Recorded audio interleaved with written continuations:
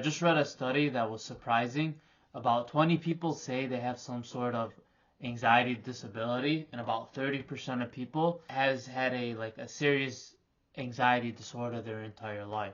Now, coming from someone like me who was very anxious growing up, and I'm in a situation now where I hardly feel anxiety, and when I do, it's not really that big of a deal.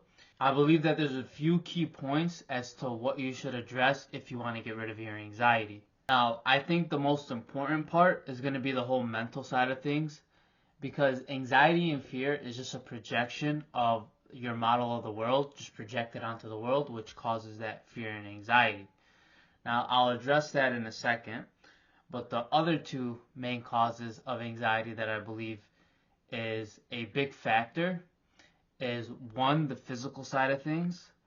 So if you're eating McDonald's, you're not taking any vitamins, so you're deficient in vitamins, you're not getting enough protein, you're not sleeping well, which is actually something I'm going to be working on myself, because I'm not really too concerned about the time I wake up or sleep, which I know the science, I've been doing some research lately, and it shows that the science behind it is actually a pretty big deal, with the way you just feel and the way your energy is just through sleeping alone.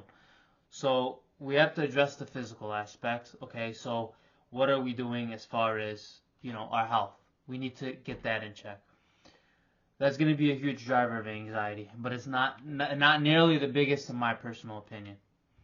Then it's the people you're hanging around, which is actually going to tie back to the whole mental thing the whole psyche thing that I'm going to be talking about shortly, which is if you're hanging around people who are very judgmental, who are kind of erratic, who, they're really just a little bit narcissistic in their behaviors. They really just care mainly about themselves. You're just gonna feel more anxious. It's gonna drain your energy. It's gonna make you depressed. It's gonna make you second guess yourself. You're always gonna be looking at did I do something wrong, or did they do something wrong? And you're gonna be in your head a lot. So then it's also cutting off toxic relationships, toxic friends. If you're in a toxic place at work, then you find somewhere else where you can actually, engage in some sort of healthier at the very least, relationship with your coworkers, and you're not being constantly dragged down by the negativity of other people. Now, the third is going to be the mindset. Now, I believe the part that we just discussed right now, where the negative people, I think that's very heavily correlated with the whole mindset, because if you're unconsciously operating from a realm of deprivation, which is something that you've had as a child, you're going to seek that growing up because that's what feels normal to you. So if you're deprived of love, attention, affection, whatever it is as a child, then you're going to need that growing up, because that's what your nervous system is used to, and it's what it's unconsciously addicted to. So then we actually look at what drives anxiety from the whole psychological perspective. And this is my personal opinion. I'm sure a lot of people have their own, but this is what has worked for me.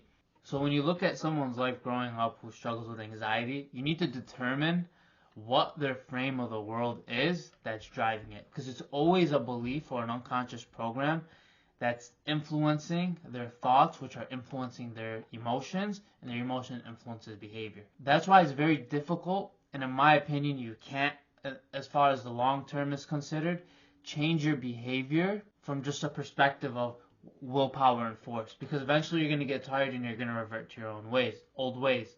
So you have to address the core root, so you change at the deepest level.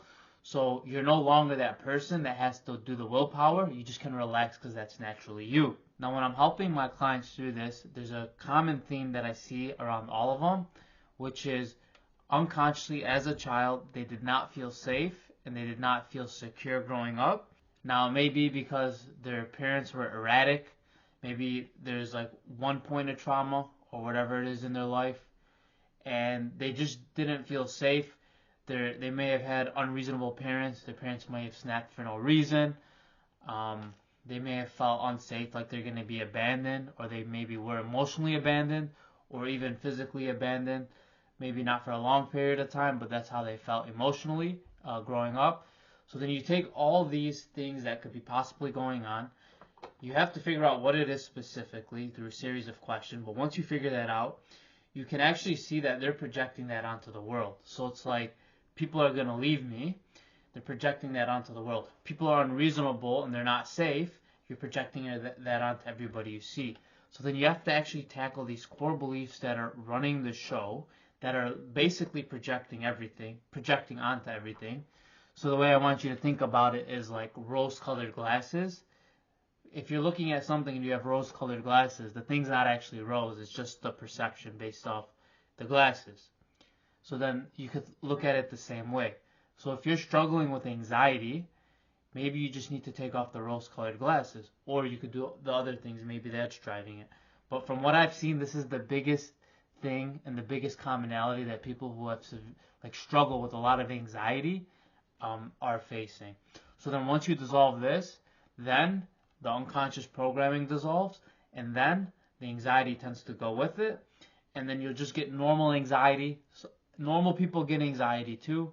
You just have to feel it and allow it to be there. The more you try and push it away or distract yourself with video games or the harder stuff, I'm sure I don't have to go through them, then at that point, it's not going to be that big of a deal. You just process it, move on through life. It's not going to choke you up like the way it is now. So hopefully that was helpful. If you like more content like this, I made a free course that's going to kind of walk you through this. It's extremely powerful. The people who have gone through it actually love it and said it has changed their life. So if that's something you're interested in, I'm going to leave that in the description below. You can go ahead and click it. You can apply to it. It's completely free. For now it is. I might raise the price. I'm not 100% sure yet. And hopefully I'll see you in there. If not, then I will see you in the next video. So like and subscribe, and peace.